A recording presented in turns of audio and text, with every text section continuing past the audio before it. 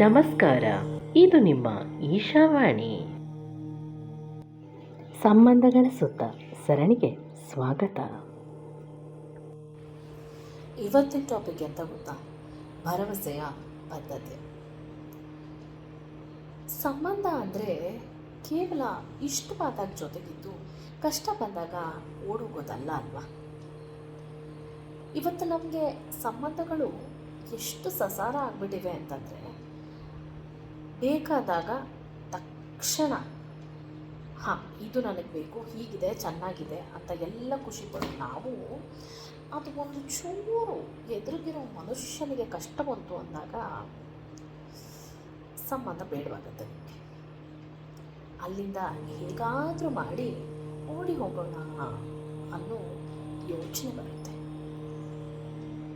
ಆದರೆ ನಿಜವಾದ ಸಂಬಂಧ ಅಂದರೆ ಬಿರುಗಾಳಿ ಬಂದಾಗ ಬೇರುಗಳನ್ನು ಇನ್ನೂ ಬಿಗಿಯಾಗಿ ಹಿಡಿದು ಬಲವಾಗಿ ನಿಲ್ಲುವಂಥ ಮರವಾಗಿರಬೇಕಲ್ವ?